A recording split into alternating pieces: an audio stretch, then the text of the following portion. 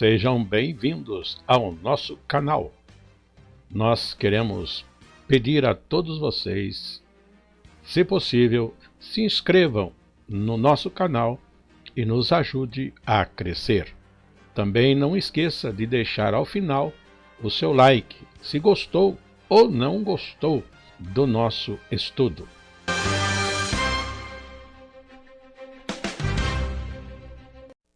O programa a seguir é de inteira responsabilidade de seus idealizadores e apresentadores.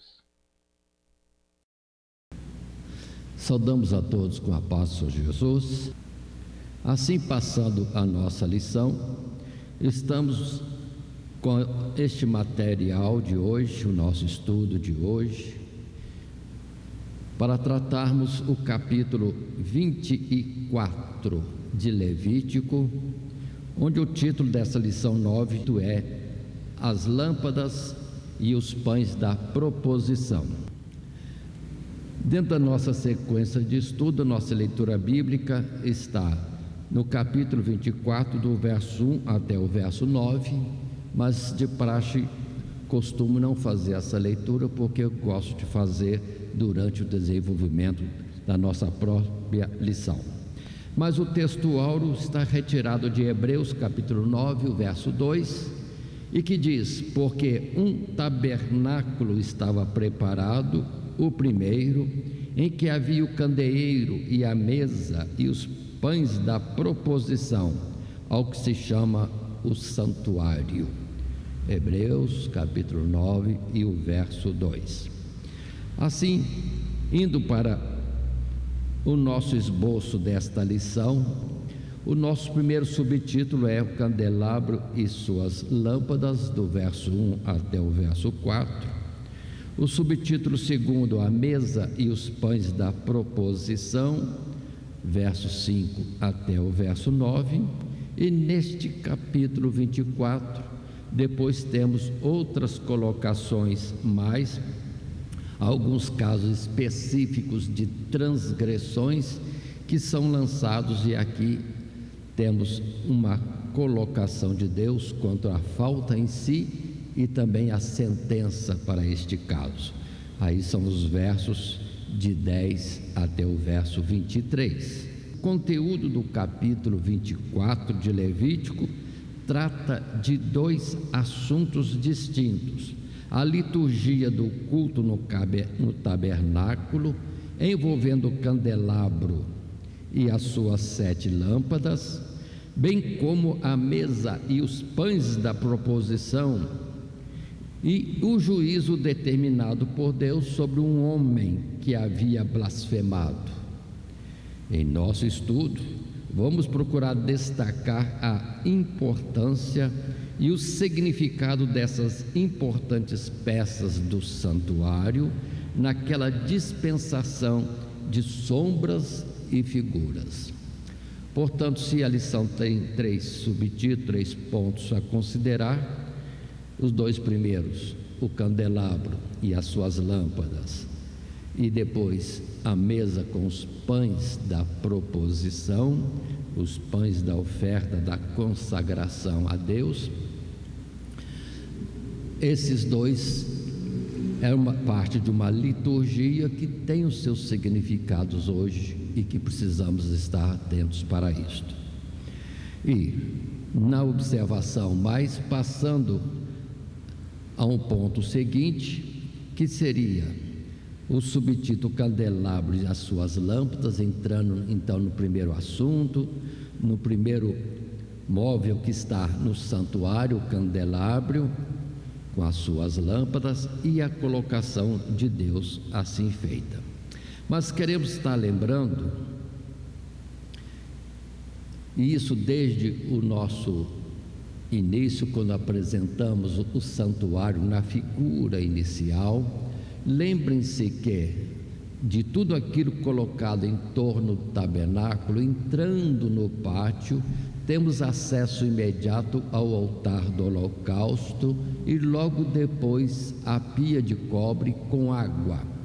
Esses 2 móveis, vamos dizer assim, estavam sempre em uso durante todas as ofertas, quer seja para sacrifício, expiação do pecado, holocausto, oferta de manjares, sacrifício pacífico, era de uso constante pelos sacerdotes, atendendo o povo nas suas ofertas. Mas entrando no santuário, um destaque temos é da mesa ou do altar, do incenso, e que já estudamos com mais detalhes quando fala assim, porque é quando o uso é mais importante, por ocasião da expiação dos pecados ou da solenidade da expiação dos pecados. E isso tratamos em lição anterior. Mas ainda dentro do santuário, primeiro ambiente ao se entrar na tenda, entrando-se temos à esquerda o candelabro todo de ouro com 7 lâmpadas e à direita uma mesa com pães. E o nosso assunto agora é em torno, vamos dizer, do candelabro e suas lâmpadas. Colocando mais alguma coisa e nos detendo agora no texto bíblico do verso 1 ao verso 4, aí temos, observem bem, que Deus vai falar da lei acerca das lâmpadas. Um particular nós temos, que Êxodo apresentou mais, vamos dizer assim, a estrutura do tabernáculo, um modelo dado por Deus com medidas materiais e tudo ordenado, e Moisés cuidou de atender aquilo que Deus estabeleceu. E em Levítico é que é colocado então com destaque o ritual. Lá a estrutura é o destaque e agora é o procedimento ritual dentro do santuário. Já vimos muitas coisas, as ofertas, já vimos o dia da expiação, já vimos as solenidades do Senhor na lição anterior, que foi o capítulo 23 e lição número 8, e agora no 9, esses dois elementos, candelabro, que nós vamos ver agora, e que já citamos, os pães da mesa, os pães da proposição numa mesa diante de Deus.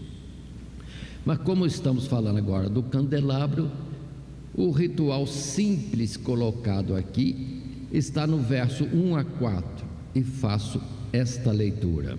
E falou o Senhor a Moisés dizendo: ordena aos filhos de Israel que te tragam azeite de oliveira puro batido para a luminária, para acender as lâmpadas continuamente. Arão as porá em ordem perante o Senhor continuamente, desde a tarde até a manhã, fora do véu do testemunho, na tenda da congregação. Estatuto perpétuo é pelas vossas gerações. Sobre o castiçal puro porá em ordem as lâmpadas perante o Senhor continuamente. O texto aqui é rápido e simples e se detém a falar sobre que o povo de Israel dê providências para que haja o azeite, e quanto ao sacerdote, Arão, sumo sacerdote, ou seus filhos no exercício do seu ministério, tivesse cuidado de sim acender a lâmpada à tarde, para deixar acesa durante todo o tempo, até de manhã cedo, quando então deveriam apagar estas lâmpadas, limpar os pavios e colocar em ordem, reabastecer, assunto que não está aqui, assunto que está lá em Êxodo. Mas o procedimento é colocado como ordem, não pode faltar o cuidado com o candelabro, e a luz tem que estar continuamente acesa, a partir da tarde até a parte da manhã, por ordem de Deus. Repetindo, era um procedimento diário, de manhã cedo, apagar as lâmpadas, limpar, abastecer. Depois, ao final do dia, à tardezinha, de novo voltando para acender e deixar aceso até a manhã do dia seguinte. No nossa lição, nós temos um subtítulo 2, que vamos ver agora, e que está em tela, que podemos acompanhar.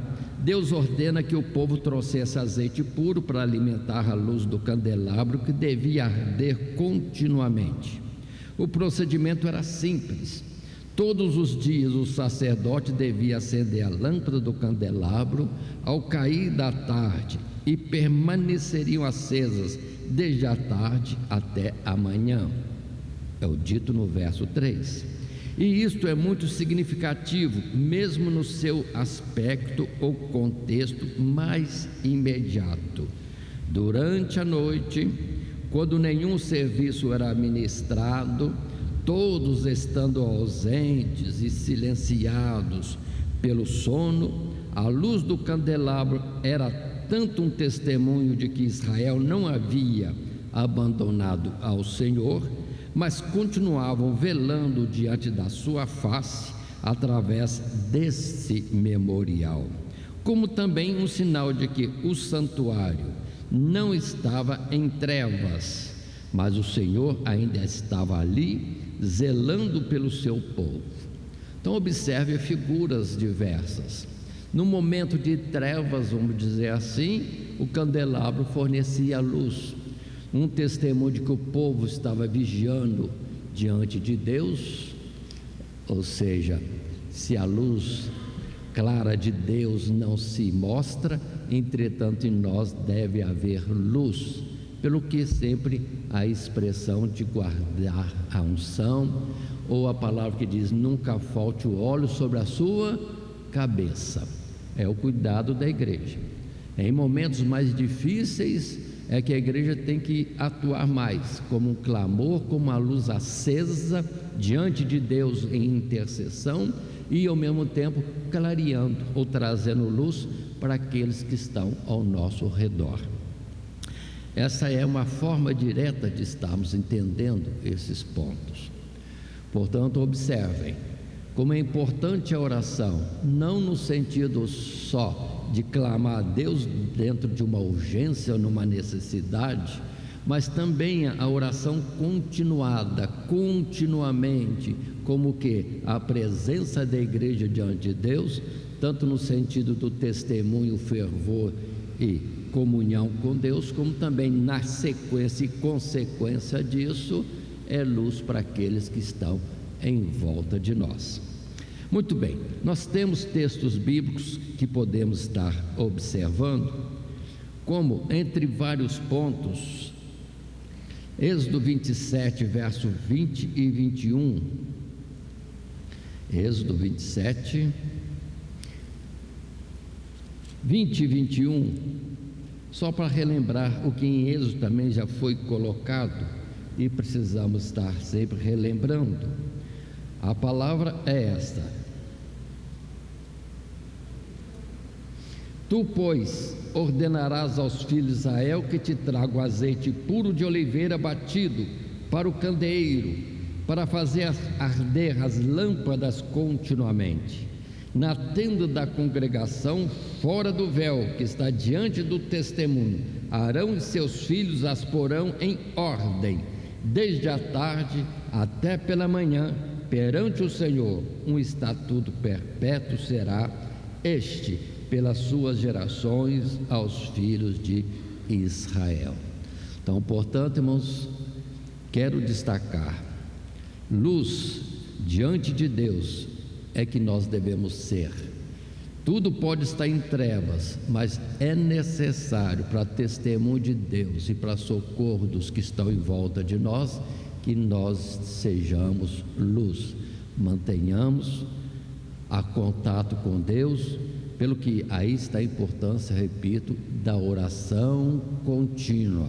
Até oração sem um motivo outro de urgência ou de alguma necessidade ou numa aflição, é oração diante de Deus, ou seja, a comunhão estabelecida pela adoração, pelo serviço, pelo louvor e tantas outras coisas. É a igreja brilhando diante de Deus, ainda que por fora tudo esteja quieto, não pareça haver ofertas nem sacrifícios a Deus, Ou todos estão dormindo, mas alguém está vigilante, para testemunho diante de Deus e para socorro daqueles que estão no mundo.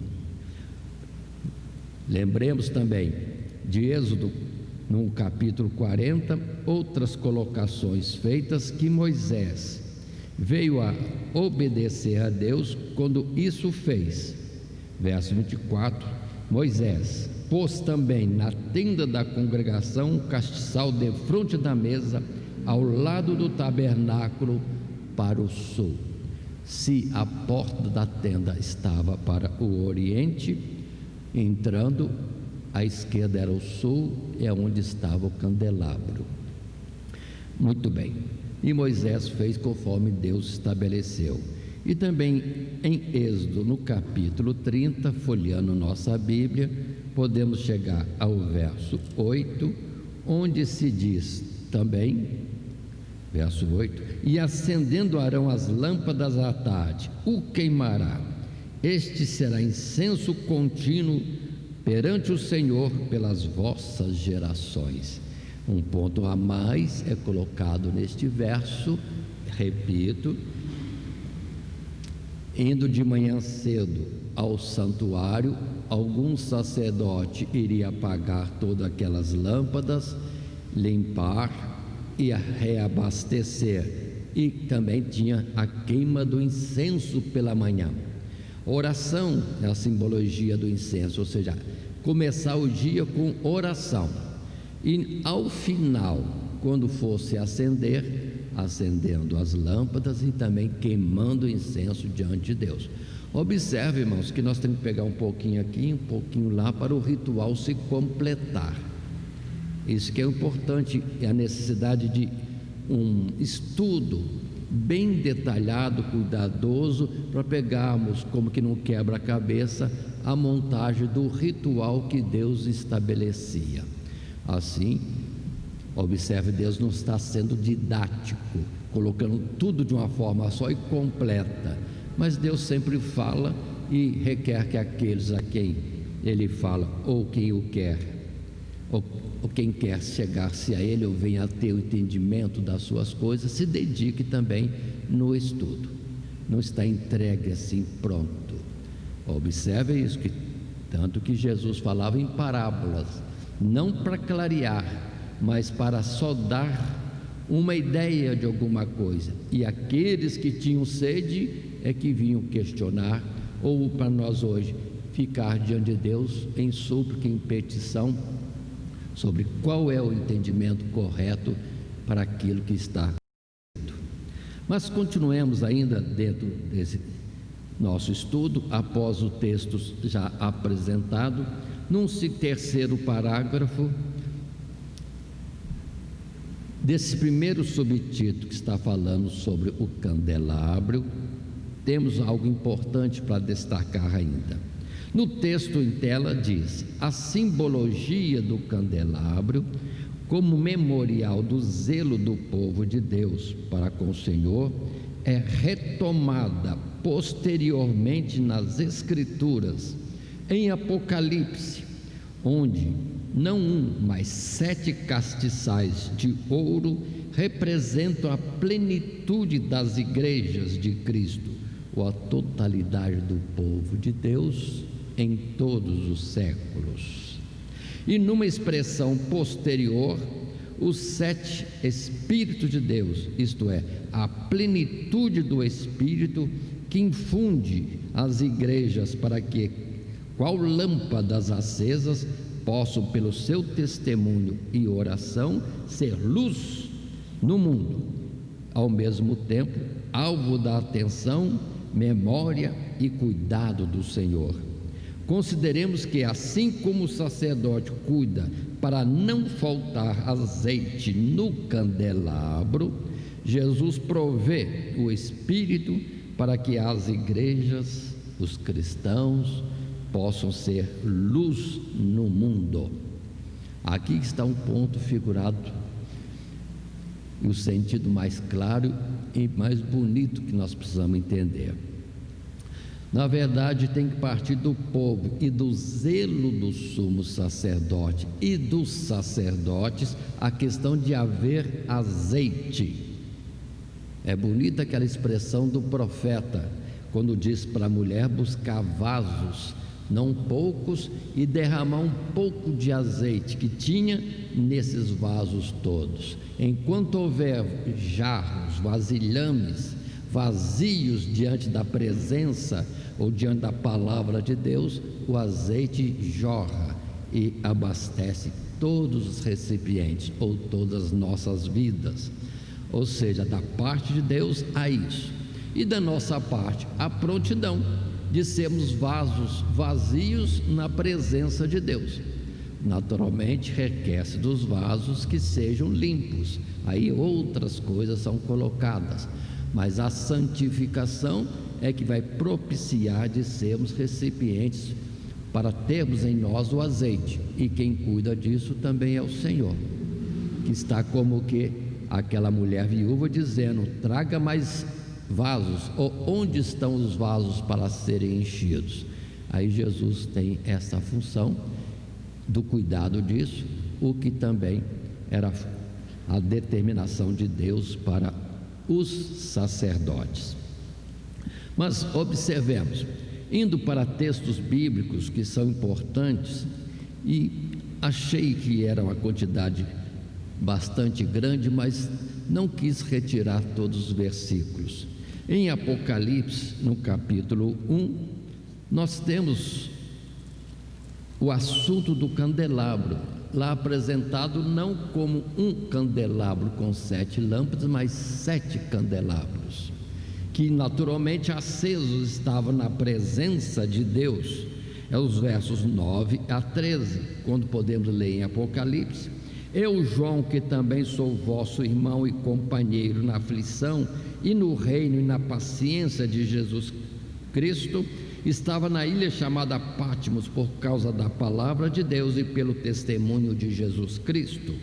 Eu fui arrebatado em espírito no dia do Senhor, e ouvi detrás de mim uma grande voz como de trombeta, que dizia: o que vês, escreve no livro, e envio às 7 igrejas que estão na Ásia, a Éfeso, a Esmina, e a Pérgamo, e a Tiatira, e a Sardes, e a Filadélfia, e a Laodiceia.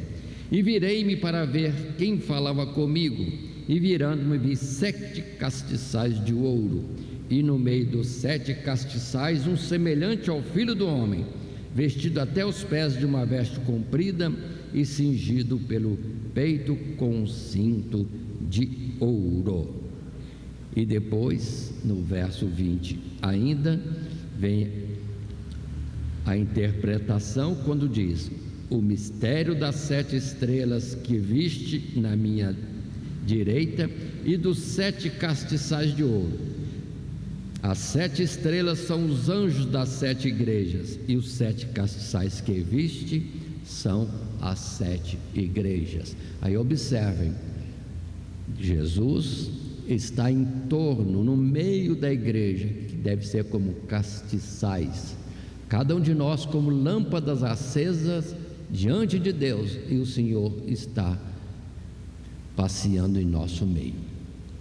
Portanto, a figura direta, se estivermos na luz como Ele na luz está, é um verso que vamos ver daqui a pouco, pronto. Aí estamos envolvidos de luz, sendo luz e em meio àquele que é a fonte da própria luz. Mas continuando aqui mesmo em Apocalipse, já no capítulo 4, nós temos no verso 5, dentro da apresentação do trono de Deus e a sua glória, o registrado por João, que diz: e do trono saiu relâmpagos e trovões e vozes, diante do trono ardiam 7 lâmpadas de fogo, as quais são os 7 Espíritos de Deus. Então observe essas colocações figuradas que vão dizer para nós: se estivermos cheios do Espírito de Deus, somos lâmpadas acesas na presença de Deus. Outra vez, aquilo que Salomão colocou lá milhares de anos atrás: Em todo o tempo sejam alvos os teus vestidos, e nunca falte o óleo sobre a sua cabeça. Ou seja, a presença do azeite, a presença do Espírito Santo. Aos olhos humanos não tem diferença nenhuma, mas espiritualmente diante de Deus é lâmpadas com azeite que podem ser acesas ou devem estar acesas continuamente na presença do nosso Deus. Ainda temos, naturalmente, a palavra de Mateus capítulo 5, que nós sempre citamos, e é o nosso dia a dia propriamente dito, quando nos versos 14 em frente, temos a colocação que Jesus fez: vós sois a luz do mundo. Não se pode esconder uma cidade edificada sobre um monte, nem se acende a candeia e se coloca debaixo do alqueire, mas no velador, e dá luz a todos que estão na casa.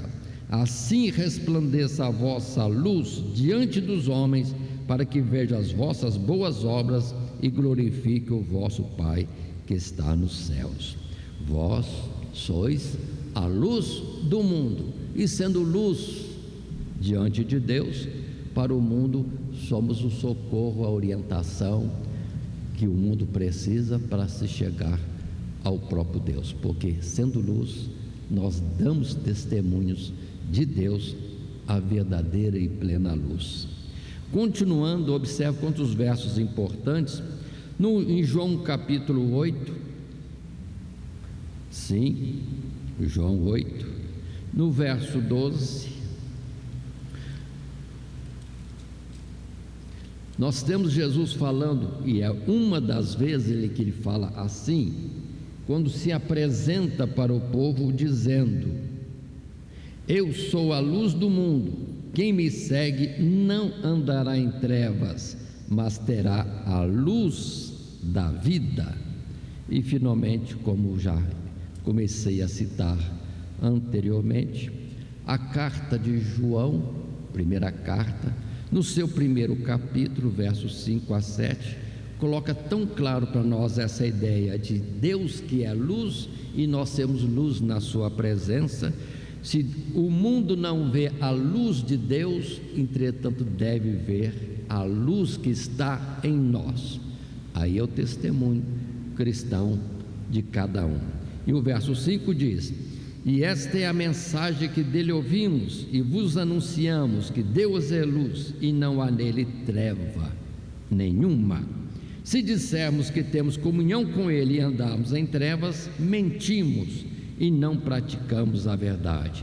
Mas se andarmos na luz como ele na luz está, temos comunhão uns com os outros, e o sangue de Jesus Cristo, seu Filho, nos purifica de todo o pecado. Aí estão essas colocações todas, para vermos como um simples ato, um móvel dentro do tabernáculo está falando de nós, vamos dizer assim, perto de Deus. No passado, com uma cortina fazendo a separação, conforme já estudamos, mas no tempo da graça, essa cortina já não existe.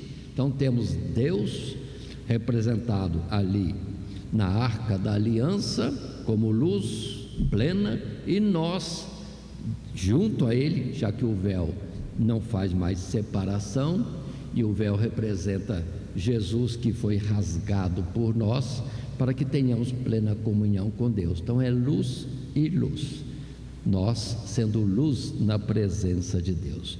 Aí já posso falar também noutra simbologia, em que o sol representa Deus e a lua representa a igreja. Deus tem luz em si mesmo, e a igreja, a lua, não tem luz em si mesmo, mas deve refletir a luz de Deus para o mundo. Se falta a luz do sol, a lua, no meio das trevas, deve brilhar. E o que era também comemorado pelo Israel passado, como os dias das luas novas e outros dias, tomando a igreja, a nação de Israel do passado, e sendo nesse símbolo representada como lua que reflete a luz. Parece que é do mundo, mas não é do mundo.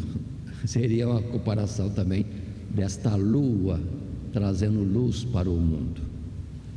Tudo isso é colocado, ainda que simbolicamente, mas observe a importância, porque nos fala, através desses elementos simbólicos, da profundidade daquilo que Deus fala conosco, ou quanto é significativo estarmos dentro do plano de Deus.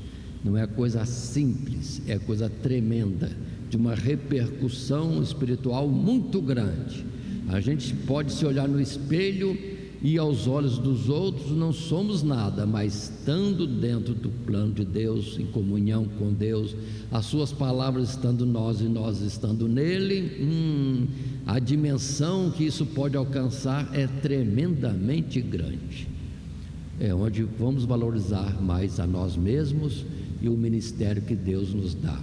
Ainda que outros não vejam, ainda que nós mesmos não contemplemos, mas aquilo que temos de Deus vamos guardar com cuidado, porque Deus tem nos honrado grandemente, porque o que está em nós da parte de Deus é algo indescritível em toda a sua profundidade, sua extensão e na sua glória. Mas continuando ainda, depois de tantos versos que temos apresentado, vamos para o nosso texto bíblico, agora entrando no subtítulo 2, a mesa e os pães da proposição. Sim, que são os versos 5 até 9, e faço a leitura para que possamos ter a base bíblica do que vamos estar falando. Estou lendo agora então o texto bíblico, versos 5 até 9. Também disse Deus: tomarás da flor da farinha e dela cozerás 12 bolos, cada bolo será de 2 dízimas, e os porás em 2 fileiras, 6 em cada fileira, sobre a mesa pura, perante o Senhor. E sobre cada fileira porás incenso puro, que será para o pão por oferta memorial. A oferta queimada é ao Senhor. Em cada dia de sábado, isso se porá em ordem perante o Senhor continuamente pelos filhos de Israel, por concerto perpétuo. E será de Arão e seus filhos, os quais o comerão no lugar santo, porque uma coisa santíssima é para eles, das ofertas queimadas ao Senhor, por estatuto perpétuo. Agora estamos indo para outro móvel dentro do santuário, que é a mesa para os pães da proposição, mesa para os pães colocados em consagração, em oferta ou dedicação a Deus. E é a ordem de Deus que estivessem ali de sábado a sábado, trocados de sábado em sábado. Muitos detalhes aqui não são explicados, mas um mínimo nós podemos ter de entendimento, e vamos destacar o que é o entendimento, ainda que mínimo, mas importante, desta figura aqui colocada. Assim como temos que ser luz diante de Deus, ou na presença de Deus, que é luz, nós somos como pães na presença de Deus, que também é pão para todos nós. Vamos ver se percebemos isto. Ou seja, qualidades, virtudes que estão e são próprias de Deus, Deus passa para nós também. Ele é luz e devemos ser luz, ainda que não tenhamos luz própria de nós mesmos, mas devemos, pela presença do azeite, pela presença, hoje a figura falava disso, do Espírito Santo em nós, somos lâmpadas aptas a estar acesas, repito e melhoro, que devemos estar acesas continuamente. E agora pão. Se o Senhor é o pão da vida, o pão deste mundo, a vida deste mundo, o vigor de vida para o mundo, nós, como Deus, devemos ser pães também na nutrição do povo. Observem o que Deus falou no princípio lá em Gênesis: façamos o homem à nossa imagem e semelhança. Outra vez, olhando para o espelho, a gente não vê nada disso, e olhando para os irmãos, não se vê isso aos olhos carnais, mas devemos ser luz, devemos ser pão, a semelhança de Deus. São duas figuras aqui, assim como Deus é benigno, Deus é amor, Deus é bondade, Deus é misericórdia, Deus é justo, nós devemos também ser. Então, essas coisas mais claras nos mostram que nós devemos ser imitadores de Deus como filhos amados. Mas, indo para o texto agora, que está diante de nós, depois da leitura desses versos 5 a 9, o primeiro parágrafo do segundo subtítulo, a mesa e os pães da proposição, é uma expressão difícil, não muito clara, pães da proposição, mas vamos trazer pães consagrados a Deus, pães dedicados a Deus, pães na presença de Deus. É o significado dessa palavra tão difícil e tão fora do entendimento no nosso português de hoje. Mas o texto em si, nesse parágrafo primeiro, subtítulo 2, a mesa e os pães da proposição, e o que está em tela para todos nós, diz: o texto trata acerca dos pães que deveriam ser preparados, dispostos sobre a mesa. O Senhor orienta então a que se preparassem todos os sábados 12 pães a partir da farinha de trigo, os quais seriam dispostos em 2 fileiras sobre a mesa e acompanhados de incenso, e permaneceriam até o sábado seguinte, quando os pães, ao serem substituídos por novos pães, eram comidos pelos sacerdotes, como uma coisa santa que deveria ser consumida no santuário e não levada misturada com o profano, ou ter algum descuido de desrespeito daquilo que era santíssimo aos olhos de Deus. Muito bem, se isso estamos colocando, vamos perceber e entender que umas coisas que em objeto no santuário poderiam falar muito, mas Deus foi falando devagar ao povo, através de muitos símbolos e figuras como estas. Mas se a coisa é simples e não parece tão significativa assim ou gloriosa, Deus depois, ao trazer a interpretação do significado, está dizendo para nós que nós somos importantes diante dele. Ou seja, Deus vê as 12 tribos de Israel como, sim, a sua semelhança, como pães. Ele nutre o mundo e nós devemos também estar nutrindo ao mundo de hoje.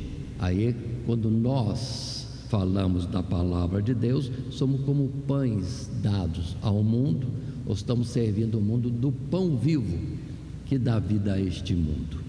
Mas, dentro do texto que temos conosco, é o Êxodo 40, nos versos 22 e 23, que colocaram que Moisés teve este cuidado de fazer também o que aqui está ordenado.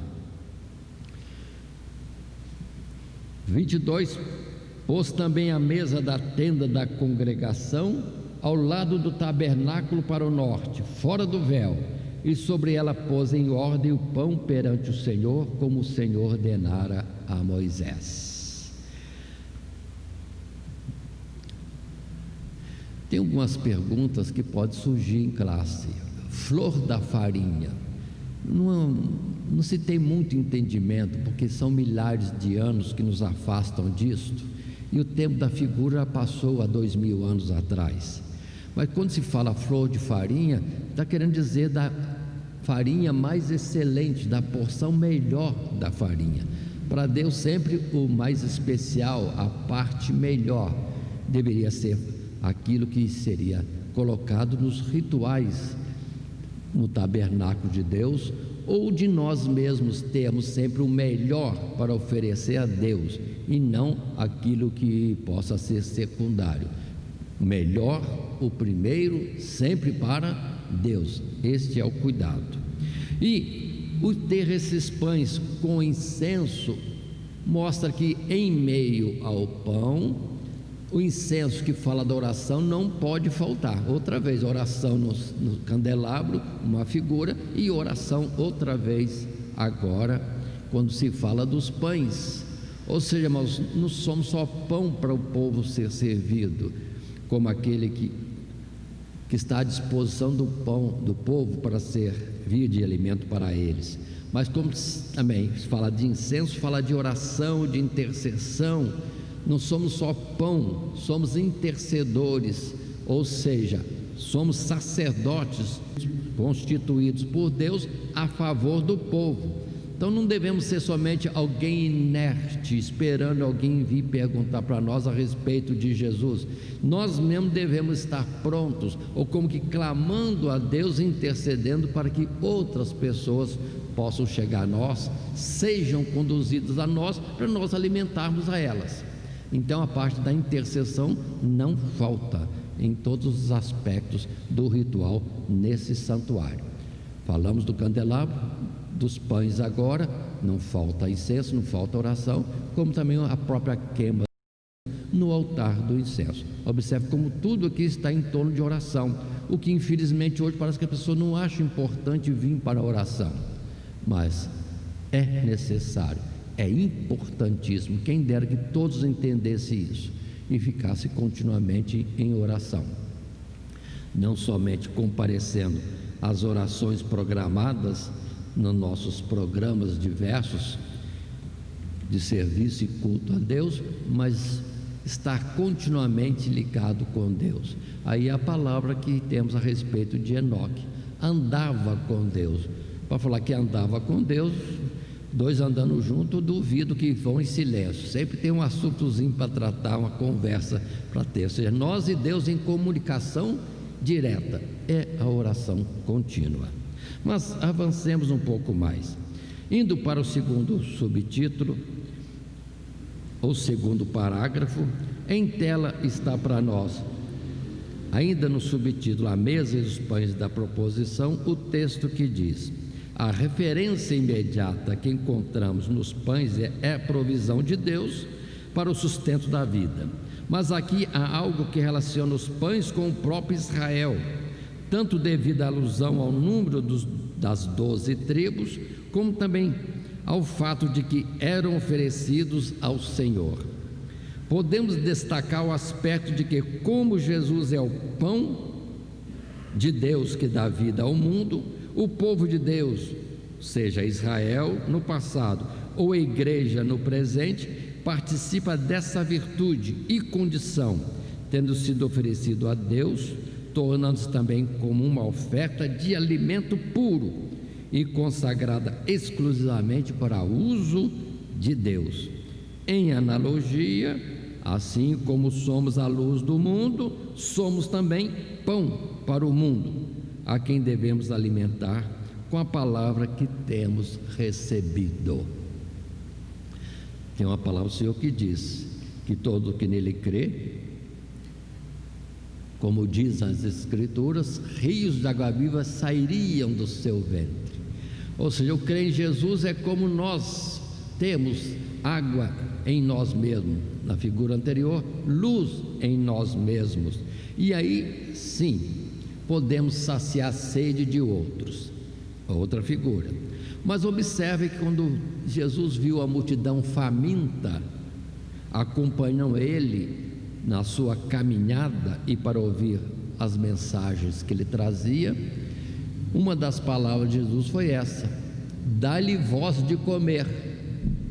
Parece uma palavra perdida, irônica talvez, para muitos, mas Jesus estava falando, ele é o pão da vida, ele sustentava eles e sustentou milagrosamente, mas antes ele diz: dai voz de comer a este povo.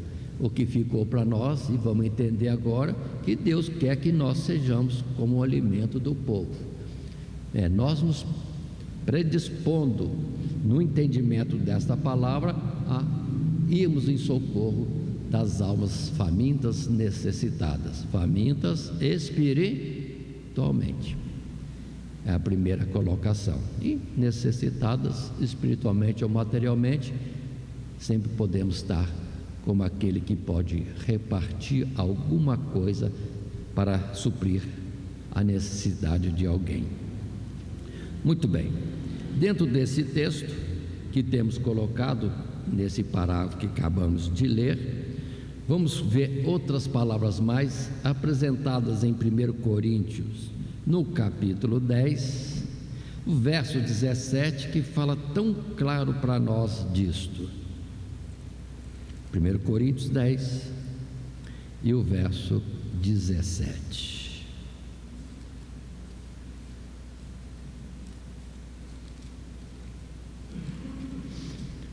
Lendo o versículo 17, assim está registrado: porque nós, sendo muitos, somos um só pão e um só corpo, porque todos participamos do mesmo pão. Observe bem isso, irmãos, como é importante entendermos a nós mesmos como pães e entender o nosso irmão também como pão. Ou seja, não sou só eu que posso alimentar alguém, não é uma coisa individual, particular de alguém.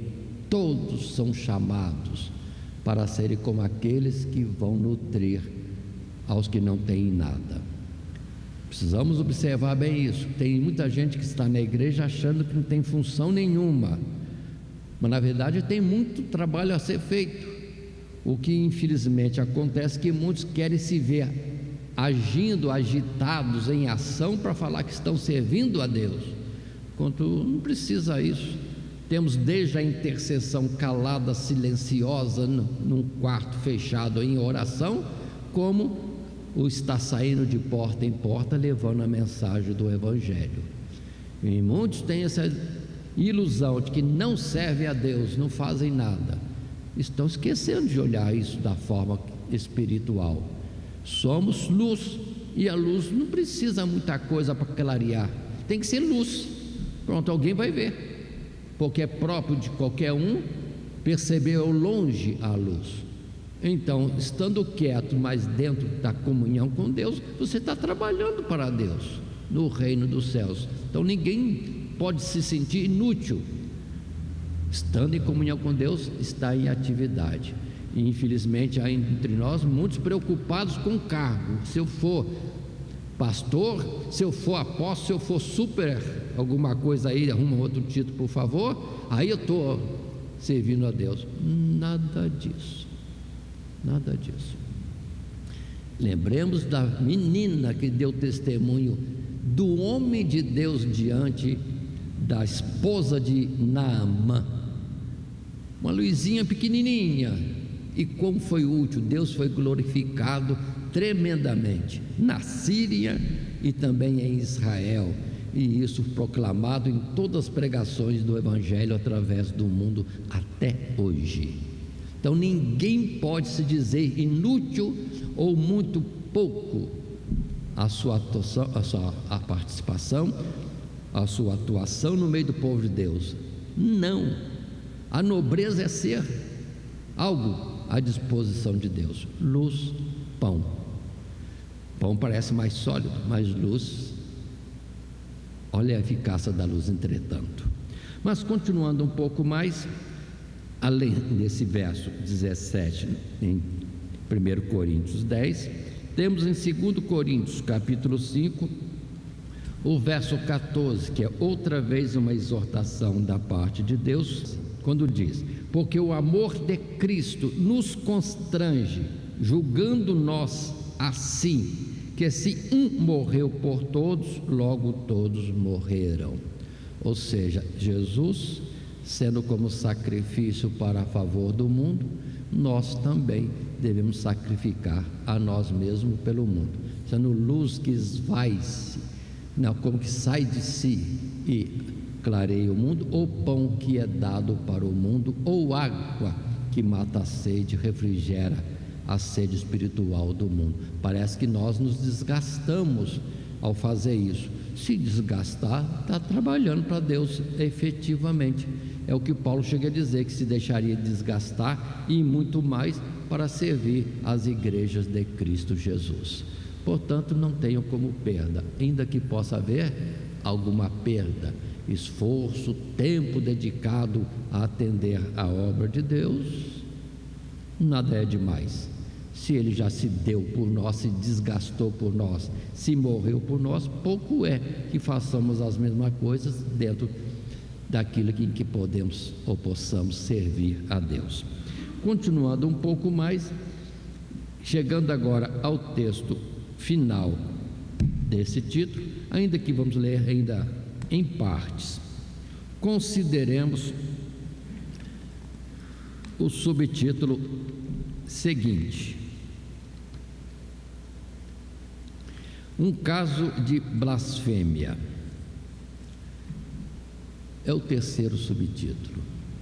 E o texto apontado para a leitura nossa é do verso 10 até o verso 14. Depois pularemos para o verso 23. Agora, casos específicos. E apareceu um filho de uma mulher israelita, o qual era filho de um egípcio, no meio dos filhos de Israel. E o filho da israelita e um homem israelita porfiaram no arraial. Então o filho da mulher israelita blasfemou o nome do Senhor e o amaldiçoou, pelo que o trouxeram a Moisés. E o nome de sua mãe era Selomite, filha de Dibri, da tribo de Dan. E o levaram à prisão até que se lhes fizesse declaração pela boca do Senhor. E falou o Senhor a Moisés, dizendo: tira o que tem blasfemado para fora do arraial, e todos os que o ouviram porão as suas mãos sobre a sua cabeça. Então toda a congregação o apedrejará. Saltando para o verso último, 23, e disse Moisés aos filhos de Israel que levassem o que tinha blasfemado para fora do arraial e o apedrejassem com pedras. E fizeram os filhos de Israel como o Senhor ordenara a Moisés. Aí está esse texto. Algo grave, uma forma dura de ação, uma sentença, vamos dizer assim, máxima para aquele que tinha blasfemado de Deus. Dentro do nosso material de classe, num primeiro parágrafo, um texto que está em tela, consideremos. A parte final trata de um caso particular de blasfêmia, sobre o qual Moisés aguardou uma decisão direta do Senhor Deus. Tratava-se do filho de um casamento mestiço entre uma israelita e um egípcio. De fato, havia grande multidão de pessoas estranhas no meio dos israelitas, desde a saída do Egito, e que mais tarde contribuíram para levar o povo à murmuração e outras formas de rebelião contra o povo. O texto não explica que tipo de blasfêmia o jovem proferiu em consequência da discussão, do desentendimento que havia tido com o israelita. Vamos fazer uma pausa aqui. Fazendo uma pausa. Nós temos na nossa sequência a observação que eu quero destacar em texto bíblico. Êxodo capítulo 12, verso 38. Êxodo capítulo 12, verso 38.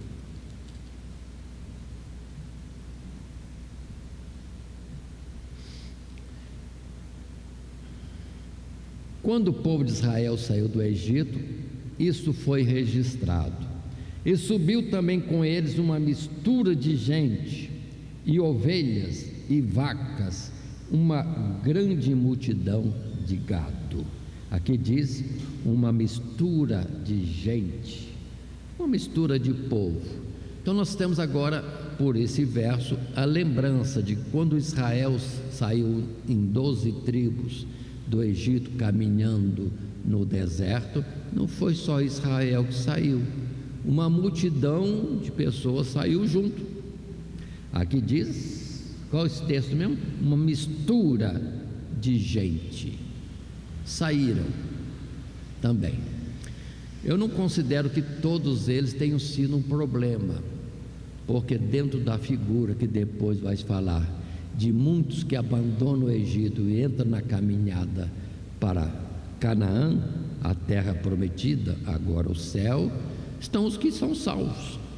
Mas ao mesmo tempo, alguns não entraram no concerto de Deus, o concerto de Abraão, naquilo que foi prefigurado antes, de qualquer um que vier a Deus na fé de Abraão, seria israelita como natural.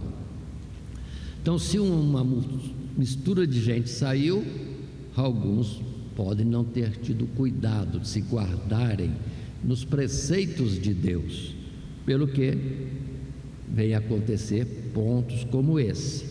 Alguém que não conhece a Deus, não teme a Deus, não honra a Deus no meio da multidão.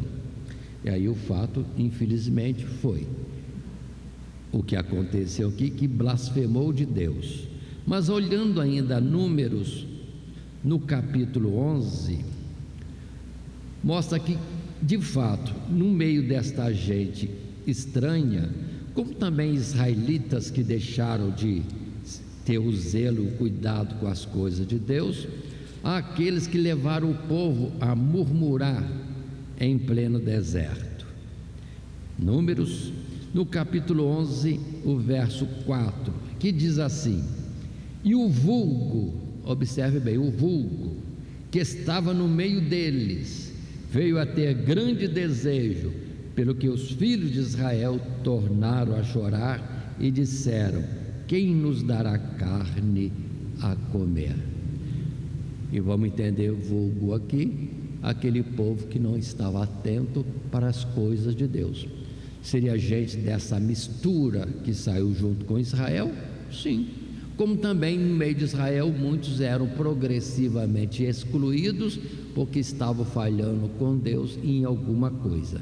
Se atentarmos para a lição anterior, a lição de número 8, no capítulo 23, a citação clara que seriam excluídos de Israel, ou seja, não seriam mais israelitas aqueles que transgredissem alguma coisa. Mas o importante é, aqueles que não estavam em comunhão com Deus sempre foram uma atrapalhação, um problema para aqueles que são fiéis, trazendo esses primeiros sempre discórdia, murmuração e inquietude, e reclamando sempre por alguma coisa. E assim aconteceu esse fato, de onde nos fica a lição para termos cuidados. Hoje mesmo pode ter muita gente em matrimônio, sim, gerando filhos de um casamento misto, que agora não vão falar carnalmente, vão falar espiritualmente, gente que de fato crê em Deus e segue o caminho da fé, e aqueles que não seguem. É onde o que tem fé tem que ter o máximo de cuidado para ensinar seus filhos desse casamento misto a andarem na presença de Deus, ter o temor de Deus, para não virem a incorrer em uma destruição, como neste caso. Mas continuando ainda um pouco mais, nesta mesma oportunidade, voltando ao texto anterior que tivemos, no parágrafo em que paramos, diz: nesta oportunidade, outros casos específicos de transgressões também são apresentados e normatizados por Deus. Aí vem Levítico, sim, no capítulo 24, os versos 15 a 22. E passo a ler, ainda que esteja aí lançado em tela. E aos filhos de Israel falarás dizendo: qualquer que amaldiçoar o seu Deus, levará sobre si o seu pecado, e aquele que blasfemar o nome do Senhor certamente morrerá. Toda a congregação certamente o apedrejará. Assim o estrangeiro como o natural, blasfemando o nome do Senhor, será morto, e quem matar a alguém certamente morrerá. Mas quem matar o animal, o restituirá vida por vida. Quando também alguém desfigurar o seu próximo, como ele fez, assim lhe será feito. Quebradura por quebradura, olho por olho, dente por dente. Como ele tiver desfigurado a algum homem, assim lhe fará. Quem, pois, matar um animal, restituí-lo-á. Mas quem matar um homem, será morto. Uma mesma lei tereis, assim será o estrangeiro como o natural, pois eu sou o Senhor vosso Deus. Aí está, agora outras prescrições, e repetindo, não lendo verso por verso, volta a frisar o perigo da maldição nos versos 15 e 16, como dar a instrução que quem matar alguém certamente morrerá. Observe aí a gravidade, que ainda que aos olhos dos homens isso parece não ser grave hoje, há violências, vamos dizer, com morte, e parece que tornou-se até normal, mas na sentença de Deus é vida por vida. Quem matar o animal, restituirá vida por vida. Há muitos casos particulares, nós com vizinhos, ainda mais quem mora em campo ou lavoura, ou na roça, vamos dizer assim, muita questãozinha, não discute muito não, vê se está na palavra de Deus, orientação, e obedece. Se por algum acidente matou o animal do vizinho, vai e restitui, animal por animal. A palavra já dá instrução, e muitos querem se excusar e fugir da sua responsabilidade. Atente para isso também, mas a palavra tem muitas orientações. Aqui só o destaque desses pontos.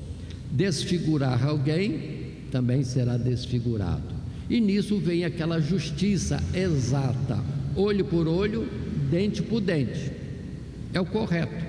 Mas no Evangelho de Cristo Jesus, nós ultrapassamos esta justiça e não vingamos a nós mesmos de forma nenhuma.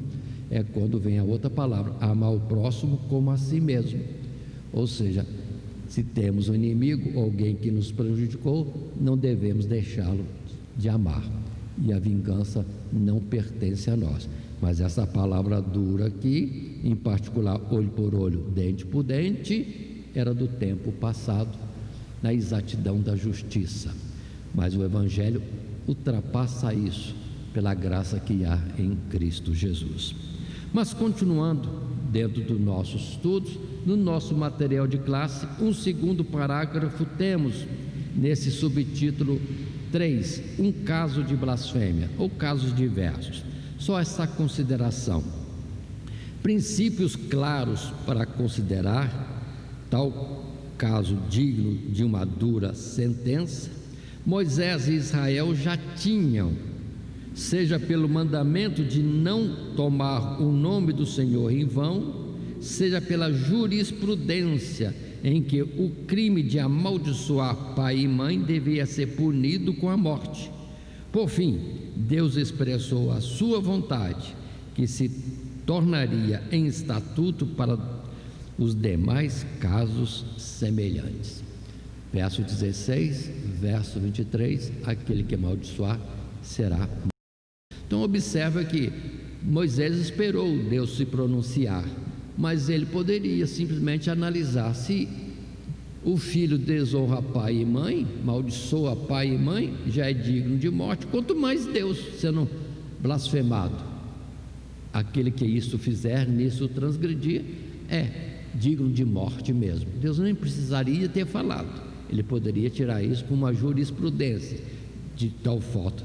Se tal falta já tem tal sentença, uma falta maior de desonra, de desrespeito, de blasfêmia, agora contra Deus, muito mais grave, a sentença seria a mesma de morte. Mas, só para nós entendermos que alguns casos já estavam definidos na Bíblia, e seria um padrão que Moisés poderia usar. Em Êxodo capítulo 20, como parte dos 10 mandamentos, está bem claro o verso 7, quando diz: não tomarás o nome do Senhor teu Deus em vão, porque o Senhor não terá por inocente o que tomar o seu nome em vão. E no capítulo 21 de Êxodo, no verso 17, vem outra colocação, também para nos auxiliar, quando diz: e quem amaldiçoar a seu pai ou a sua mãe, certamente morrerá. Em Êxodo 20 tem o mandamento: honrar pai e mãe, e aquele que ultrapassar, conforme esse verso 17, amaldiçoar seu pai e sua mãe, sentença é morte. Então, observe que nada a mais. Temos que entender, não é gravidade nem, vamos dizer assim, rigor de Deus, é a verdade, que grande e sublime é Deus, e seu nome tem que ser, sim, honrado, e com muito respeito, sim. Se para homens acontece sentença de morte, por que quando se ofende a Deus não terá morte também? Na verdade, já temos a palavra que nos instrui: a alma que pecar, essa morrerá. Ou no Novo Testamento, o salário do pecado é a morte. Então nada estranho. Hoje em dia as pessoas fazem do juízo algo que é relativo, mas para Deus não tem isto. A cada sentença ou cada falta, a justa sentença da parte de Deus. Colocando mais grave: qual é o homem que não peca contra Deus? E qual é o pecado contra o próximo que não é contra Deus? Pelo que qualquer um, em qualquer situação de transgressão contra Deus ou contra o homem, não precisa achar meios de se justificar-se, porque a gravidade é grande. Como Davi depois disse: somente contra ti pequei. Ele entendeu que até a falta ao próximo é falta a Deus. O desonrar, o ferir, o ser injusto com aquele que foi criado à semelhança de Deus, é como se ferisse o próprio Deus que o criou à sua imagem e semelhança. Muito bem, então são os mandamentos assim soltos no meio da palavra de Deus, mas traz para nós algum cuidado ou temor naquilo que nós fazemos. Continuando o nosso assunto, em conclusão, está o texto em tela que diz: a lição de hoje se mostrou fragmentária em seus assuntos, mas certamente podemos perceber um fio percorrendo todos os 3 tópicos. O lugar de destaque e consagração a Deus que a igreja ocupa em sua presença, simbolizado nas lâmpadas do candelabro e nos pães da proposição, e o seu zelo em vingar toda e qualquer ofensa que procure diminuir a solenidade dessa consagração ou escandalizar aqueles que procuram viver de acordo com as suas santas leis. Então, observe também, não ser só sal e luz, ser pão, ser água para os sedentos, mas ser zeloso das coisas de Deus. Tudo aquilo que é contra Deus ou é errado deve ser, sim, rejeitado. Vivemos num tempo que muitos se acomodam, e é um perigo, não estão se colocando em cuidado, zelo e defesa da verdade de Deus e sua santidade. Podemos estar falhando nesse processo que aqui é colocado. Observe que a sentença ficava na nossa mão, na mão do povo. Todo aquele que ouviu, todo aquele que soube, apedreja. Hoje não se faz isso, não matamos materialmente, mas devemos reprovar tudo aquilo que é feito em ofensa a Deus. Vivemos num tempo que em princípios são colocados em afronta aos princípios de Deus. Muitas palavras afrontosas a Deus, e vamos ficar assim parados, quietos? Vamos fazer um processo qualquer, como que virmos nós a honrar a Deus, mais ainda quando outros desonram.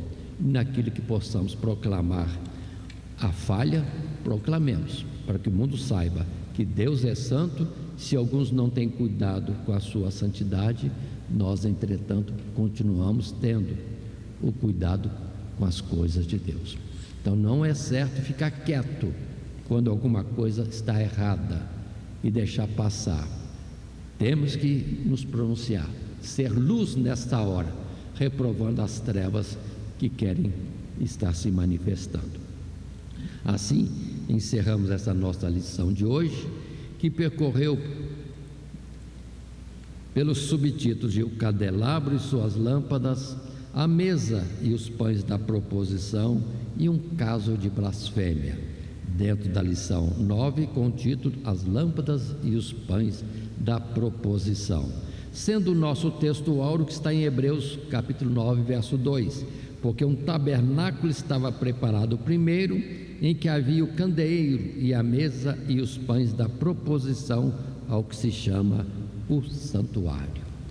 Observe bem, irmãos, nesse aspecto de um santuário único, já que o véu foi retirado, vivemos em comunhão com Deus e temos que ser como Deus é. Estejam atentos a essa figura, é tão importante nisso. Se Deus é luz, temos que ser luz. Se Deus é pão, temos que ser pão. Se Deus é amor, devemos amar. Se Deus é água, devemos ser água para os sedentos. Se Deus é benigno, devemos ser benignos. Se Deus é misericordioso, precisamos ser misericordiosos. A comunhão com Deus traz em nós uma semelhança com Ele. É o que o mundo deve ver em nós e deve ser nosso viver cotidiano. Que Deus nos abençoe em Cristo Jesus. E assim encerramos essa lição de número 9. Amém. Primeiramente, quero agradecer a todos que sintonizam o nosso canal. Canal voltado principalmente à transmissão, à divulgação da Palavra de Deus. E ao encerrar o estudo desta noite, eu quero pedir a todos vocês, os que ainda não são inscritos em nosso canal, se inscrevam. Se inscrevam. Logo aí embaixo está aí a palavra inscreva-se. Clica nela. Somente isso. Se o estudo desta noite foi do teu agrado, você gostou, você concordou, clica aí no gostei. Gostei. Se você não gostou, é um direito seu. É um direito seu não gostar. Mas você pode manifestar isso. Para nós será importante isso. Saber que alguém não gostou. Clique no não gostei. Fácil. Não vai identificar você, nada. Simplesmente você vai expressar a sua opinião.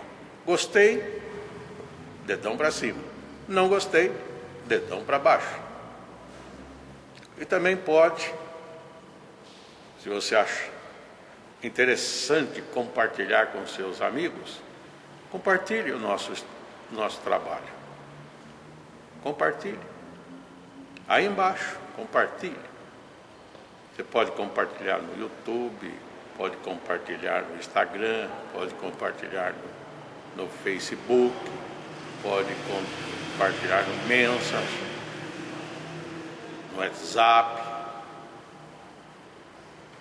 Vai simplesmente nos ajudar a crescer. Porque o nosso objetivo não é financeiro. Não é financeiro. Pode ver que os nossos trabalhos são todos sem fins lucrativos. Coopere conosco. Nos ajude. Temos também os nossos blogs, a nossa emissora na web, a Rádio Net Grata Nova. Tudo isso você encontra aí embaixo na descrição do nosso vídeo, do nosso estudo. Dá uma olhada, todos os endereços estão aí, junto à descrição dos nossos estudos. E eu agradeço, primeiramente a Deus, por tudo que Deus tem feito nesses anos que nós estamos trabalhando na internet. E a você, que toda semana entra no nosso canal. Deus te abençoe. Todo dia, toda hora, muito mais prazer em ouvir. Radionet Grata Nova. Web Rádio, a qualidade que faz a diferença, cada vez mais necessária. Rede Grata Nova de Evangelização. Acesse nosso site www.horadadecisão.com.br. Hora da Decisão, tudo junto, sem acento.